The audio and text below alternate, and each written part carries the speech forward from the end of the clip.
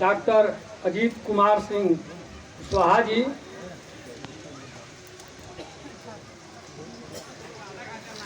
विशिष्ट अतिथि मकरध्वज सिंह विद्रोही मुखिया जी, माननीय अखिलेश जी, माननीय राम बच्चन बाबू, मंच पर उपस्थित तमाम भाइयों और सभागार में उपस्थित सभी बौद्ध प्रेमियों, बात की शुरुआत कहाँ से हो? हजारों लाखों चीजें दिमाग में उबल रही हैं, खोल रही। जहां सुन रहा हूं वहां से लग रहा है बोले तो कितनी बातें कही जाएं, लेकिन एक चीज से शुरू करूंगा, आप लोगों को याद दिलाना पड़ेगा।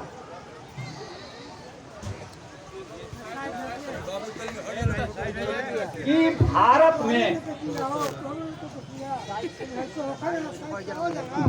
में कोई भी मंदिर, ये जितना मैं बोलूंगा इसको टेप कर लीजिएगा, ये कोई भी अप्रमाणित इसमें बात नहीं होगी, पूरा ये रिसर्च है। भारत में कोई भी मंदिर जमीन के नीचे नहीं मिला है, चाहे मीनाक्षी मंदिर हो, विश्वनाथ मंदिर हो, जो भी मंदिर हो, जितना आपको नाम याद हो, खजुराहो के मंदिर। लेकिन भारत में कोई भी बौद्ध स्थल, कोई भी बौद्ध स्तूप जमीन के ऊपर नहीं मिला, सब जमीन के नीचे मिला। इससे पता चलता है कि बौद्ध सिविलाइजेशन जो है वही सबसे यहाँ की प्राचीन सभ्यता है। बात एकदम शीशे की तरह साफ। ये जो गया में आप देख रहे हैं महाबोधि टेम्पल, जिसका नाम है बोध गया, तो ये बताइए कि वहां पर बुद्ध का बोध आया था कि बोध गया था? आया था। तो किसी ने 2 नंबर का नाम रख दिया, डुप्लीकेट। हम लोगों को इतिहास में बोध गया शब्द नहीं मिलता है, वहां तो जाइएगा तो बोध ही चला जाएगा, इसीलिए वो 2 नंबर का नाम है। दोहावली में तुलसीदास ने उस पर टिप्पणी की है, गया का मतलब गया गुजरा, ये उनकी लाइन है, मैं अपने से कुछ भी नहीं बोल रहा हूँ। उसका नाम सम्राट अशोक ने लिखवाया है अपने एक शिलालेख पर। उस जमाने में उसका नाम था संबोधि।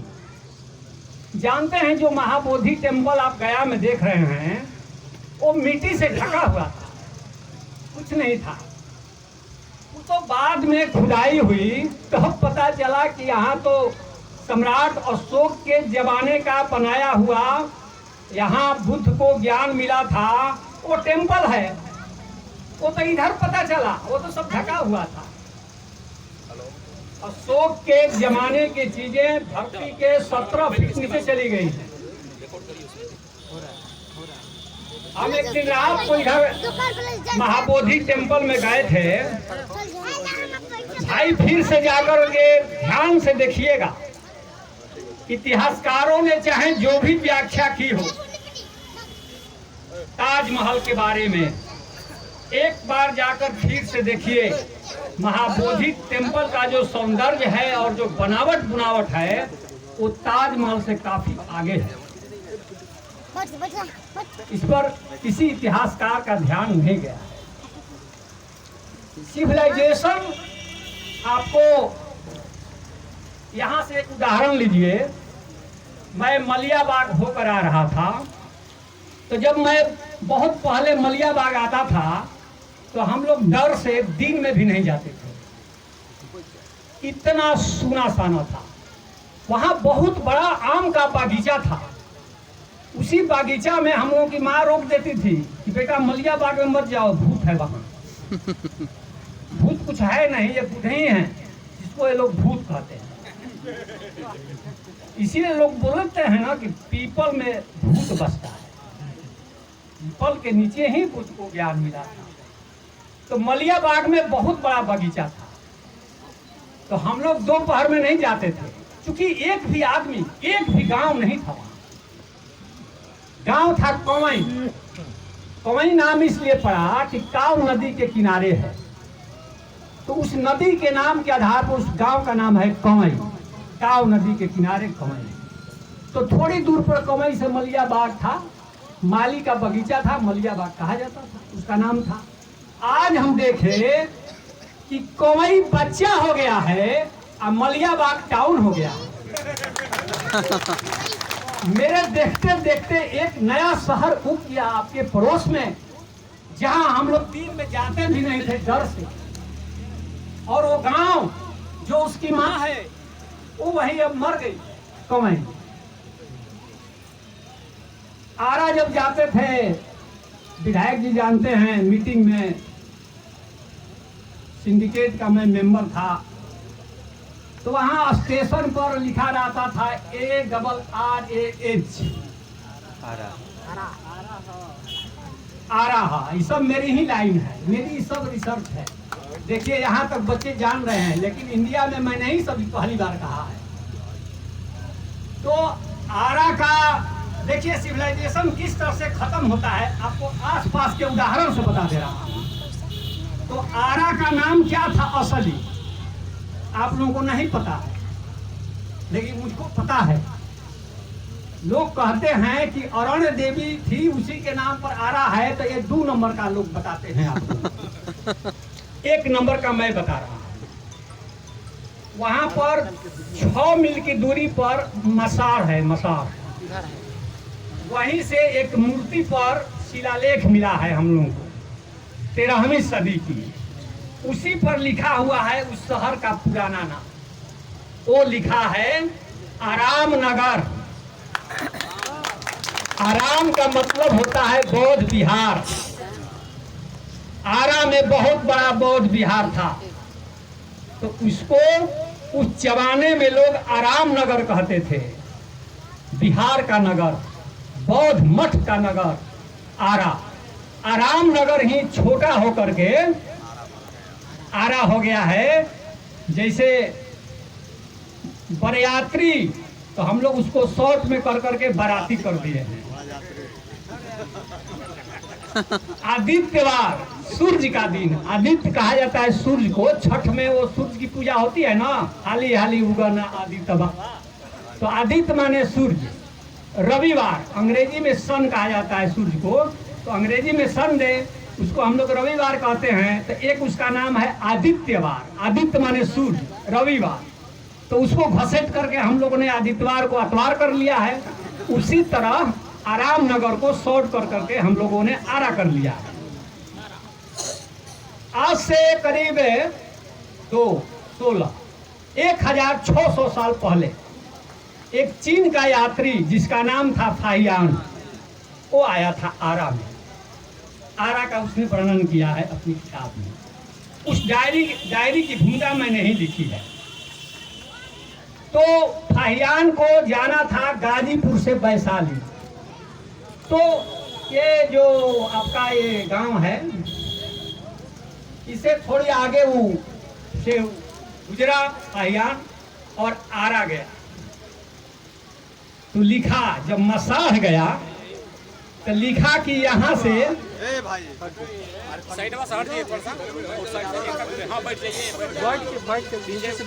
जब फाहियान मसाढ़ गया, मसाढ़ वही है, तो मसाढ़ से लिखा कि हम, वो अपनी भाषा में लिखा है 30 ली, उसका मतलब हुआ 6 माइल। 30 ली लिखा है चाइनीज भाषा में। तो कहा कि मसाढ़ से मैं पूरब गया 6 माइल, तो वहां पर बहुत बड़ा बौद्ध स्तूप था, सम्राट अशोक का बनाया हुआ, और उसके आगे 20 फीट ऊंचा अशोक का पिलर था, जिसके ऊपर सिंह की मूर्ति थी। तो हम लोग नापी किए, मसाढ़ से आरा की मसार से तो पूरब आ रहा ही ना है, तो लिखा है ना कि 30 ली हम लोग पूरब गए तो वो सम्राट अशोक का बनाया हुआ बहुत बड़ा स्तूप मिला, तो आरा में था। वो स्तूप आरा में था और उसी स्तूप के आगे 20 फीट ऊंचा पिलर था आरा में। तो पिलर अभी तक नहीं मिला है, लेकिन पिलर के ऊपर जो सिंह है वो मसार में मिला है खुदाई में, अभी वो पटना म्यूजियम में है।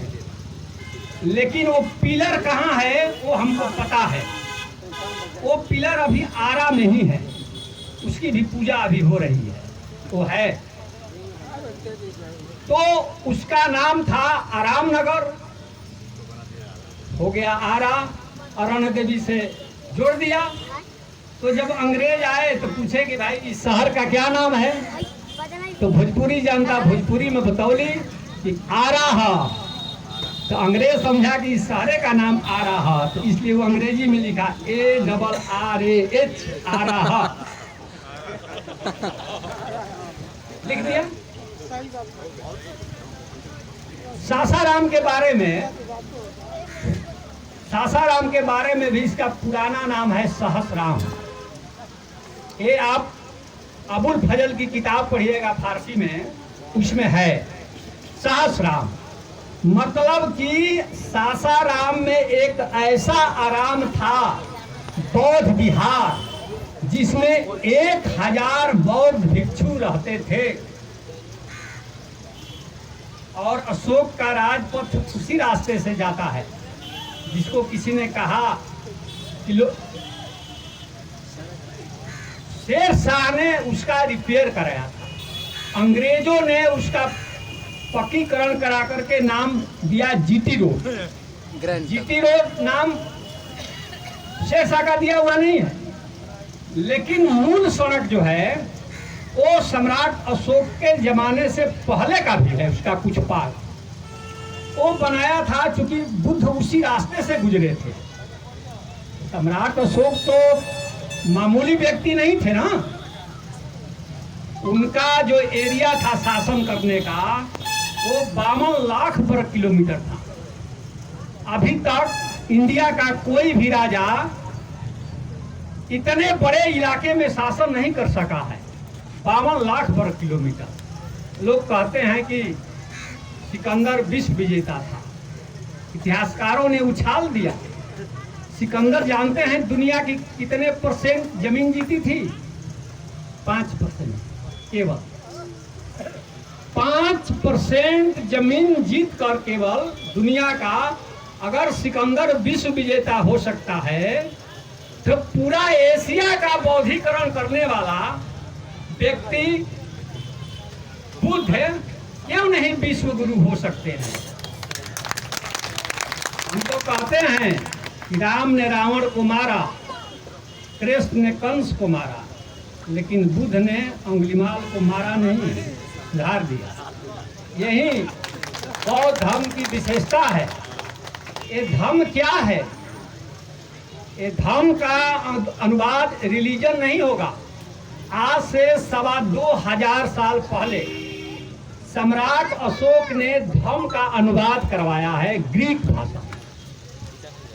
वो है अभी, वो कंधार में है, अफगानिस्तान के शहर कंधार में वो शिलालेख है। सम्राट अशोक ने धर्म का अनुवाद कराया है ग्रीक भाषा में। उसने 4 भाषा में अपना शिलालेख लिखाए हैं, 4 भाषा में, जिसमें एक ग्रीक। तो ग्रीक में जो धर्म का उन्होंने अनुवाद करवाया है वो करवाया है यूसेबिया। यूसेबिया, और यूसेबिया का मतलब धर्म होता ही नहीं है। धर्म जो है वो धर्म से उल्टा है। आप जानते ही हैं कि बुद्ध का धर्म नास्तिक है, और धर्म आस्तिक होता है। तो आस्तिक नास्तिक अगर विलोम शब्द है तो धर्म और धम्म भी विलोम शब्द है, सीधी सी बात है, विलोम शब्द। तो उसने यूसेबिया कराया है। असल में ग्रीक भाषा में धर्म को थ्रिसिकिया कहा जाता है। अगर बुद्ध का धर्म रहता तो सम्राट अशोक बहुत समृद्ध व्यक्ति था, उसके पास बहुत सारे, उसके दरबार में दुभाषिए थे, बहुत अकूत संपत्ति थी, स्वर्ण युग कहा जाता था, गोल्डन एज मौर्य युग ही था। जब ये मेगास्थनीज आया था इंडिया उस समय यूनान से, तो उसने लिखा कि मौर्य युग में घर में ताले नहीं लगते थे। उसने लिखा है यूनानी भाषा में, यह बात वो जमाना था। तो उसने ईसेविया कराया है, और ईसेविया का मतलब होता है करुणा। धर्म जो है इसके केंद्र में करुणा है। ये ईश्वर को नहीं मानता है। आप लोग बहुत जानते हैं कि सेकुलर सेकुलर सेकुलर, सेकुलर का मतलब क्या होता है। मेरे बोलने के बाद अब जाकर के आप अंग्रेजी का डिक्शनरी खोल करके देखिएगा कि सेकुलर का अर्थ क्या होता है। सेकुलर का अर्थ मैं बता रहा हूँ क्या होता है। धर्मनिरपेक्ष नहीं होता है, ये 2 नंबर का अर्थ है। 1 नंबर का अर्थ मैं बता रहा हूँ। सेकुलर का मतलब होता है कि जो परलोक में विश्वास न करे, वही सेकुलर है। आप जाकर के डिक्शनरी देखिएगा अंग्रेजी की, मैं दावे के साथ कह रहा हूं। परलोक में विश्वास दुनिया के बड़े धर्मों में सभी धर्म करते हैं। क्या ईसाई धर्म, क्या मुस्लिम धर्म, क्या हिंदू धर्म, सभी। केवल बुद्ध धर्म ये नहीं करता। इसलिए दुनिया के सबसे बड़े धर्मों में से केवल बौद्ध धर्म ही सेकुलर है, बाकी कोई सेकुलर नहीं है।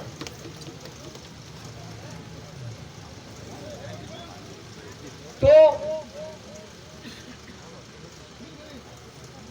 इस सूबा का नाम बिहार है। अभी तो बहुत सारी चीजें मिल रही हैं। 2006 में जब नीतीश कुमार मुख्यमंत्री बने तो वहाँ सुजाता का घर मिला, पता ही नहीं था।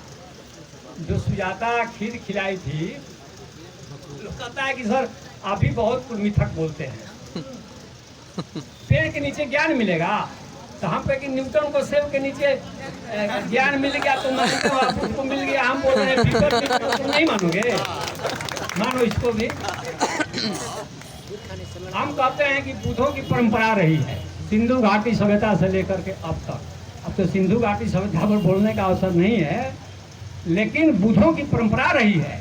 तो लोग कहते हैं कि फिर सर आप अफवाह फैला रहे हैं। हम क्या अफवाह नहीं फैला रहे हैं। तुम मेडिवल एज में मानते हो कि सिख गुरुओं की 10 परंपरा थी। गुरु नानक देव से शुरू हुआ और 10वें गुरु गोविंद सिंह थे। तो तुम मेडिवल एज में मानते हो कि 10 गुरु थे। अगर कोई बता रहा है उसका हम लोगों को मिल रहा है, आर्कियोलॉजिकल सबूत मिल रहा है कि 28 बुद्धों की परंपरा थी, और 28 बुद्धों की परंपरा को तो तुम क्यों नहीं मानते हो।